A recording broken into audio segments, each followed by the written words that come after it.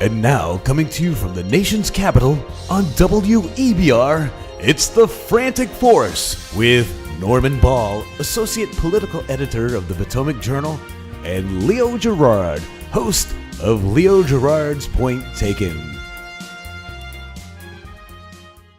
A message brought to you by the Will Rogers Institute. Hi, I'm Kathy Ireland. Are you worried that your kids aren't spending enough time being physically active? Please get outside with them and move around. The best fitness is a family activity. Ride bikes, play soccer, or just take a walk through the neighborhood. The important thing is to get your children moving with you. For more information on family activities and fitness, call toll-free 1-877-957-7575. Welcome back to the Frantic Force with Norman Ball and Leo Gerard.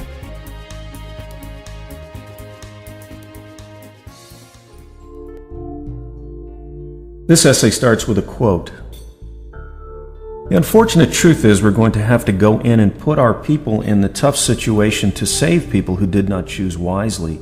We'll probably do the largest search and rescue operation that's ever been conducted in the state of Texas, unquote. That's Andrew Barlow, spokesman for Texas Governor Rick Perry, a Republican. Like so many glorious contradictions in America today, the Hurricane Ike rescue effort provided yet another inducement not to probe too deeply the schism between wishful behavior, principle, and actions on the ground, reality. People were suffering, this is true, yet it begs asking, why were lazy government bureaucrats called upon to endanger their lives to rescue rugged American individualists? These folks did not heed the New World Order's warnings to do the sensible thing. Perhaps it was a UN trap. The Trilateral Commission could easily have doctored those oncoming hurricane weather videos. Photoshop can simulate choppy waters. This is the pile debt up for another day paradigm. We'll sanction the morons later, more likely from the diminished role of third world banana republic status. The fact is, with every proud Texan plucked from his roof, rank ignorance scores another victory in America. When, one reckons, will the day of reckoning arrive for the tinfoil hat crowd? Why not let these folks test their survivalist skills for a few days? Where's George Bush to put a stop to this bleeding heart public policy of saving the herd stragglers? Why are we keeping them dry for another rainy day? Let Texas be Texas. If America's hell-bent on being ignorant, then let it get about its business. But the world asks if it might hurry up and exit the world stage as its manifold errors redound to misadventure the world over. One hallmark of most successful civilizations is that rubes and provincials are encouraged to look upwards, aspiringly, if they are even addressed at all. In Karl Rove's America, the redneck is courted for his vote and exalted for his ignorance, while the educated are held up for scorn and ridicule, mere effetes.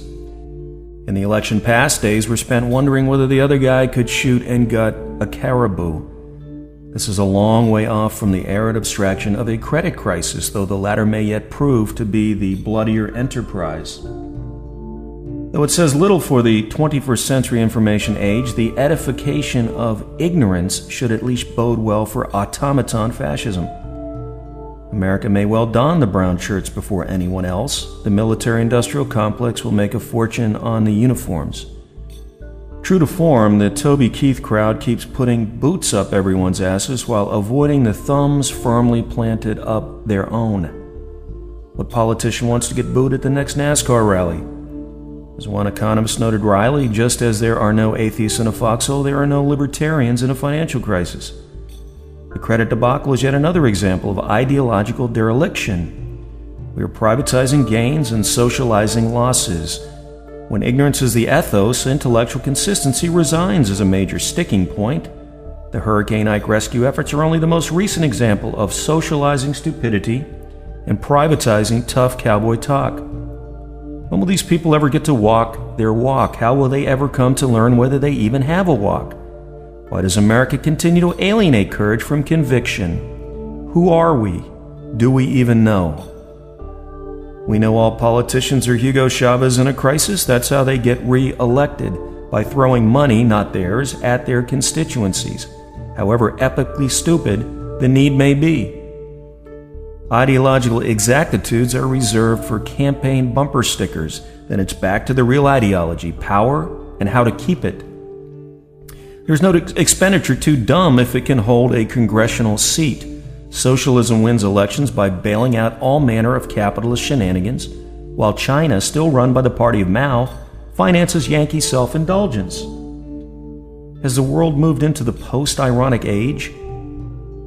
Debt is a metaphor. There is a mountain of it. It keeps us from learning who we really are, what we in the present moment are capable of, without recourse to the sweat of future generations.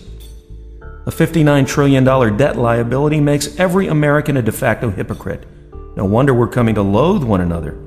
All speech slurs with a $59 trillion bar tab. The best rhetoricians try but fail. The euphemism is, he makes us feel good about ourselves. Well, so does a good bartender. We are a den of thieves, flush with near-worthless Fannie and Freddie agency paper. The world seems to be catching on. Now, had Republican Texas Governor Perry denied on principle rescue services to those who rejected government-sponsored bus trips out of the area, it would have been a watershed event for two major reasons. First, it would have reconciled principle to political action. Second, it would have written Perry's political obituary, as no politician of any stripe is expected to show temerity when his constituency requires government largesse.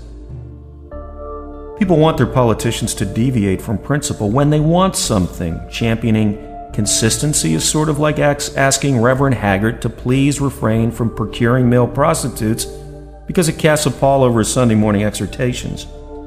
You know, all that Christian talk for which he was paid handsomely. Dick Cheney, opponent of gay marriage, has a gay married daughter with, technically, an out-of-wedlock baby. Sarah Palin, spirited abstinence advocate, had an unwed teenage mother in her brood. Remember, it's a job, not a calling. What we do off the job is our own business. Is America real? Are we holding consummate performances up to the grim light of day when in reality they should be left in the great American playhouse? Does anyone in America lead a life worthy of the term authentic anymore? The $59 trillion public debt makes such hypocrites of us all that perhaps it's hardly worth pointing out hypocrisy anymore. Thieves pointing out thieves are no less thieves themselves. In an ethos that extols thievery, why even bother? TheFranticForce.com is a WEBR production, broadcasting live and in the fresh out of beautiful Merrifield, Virginia.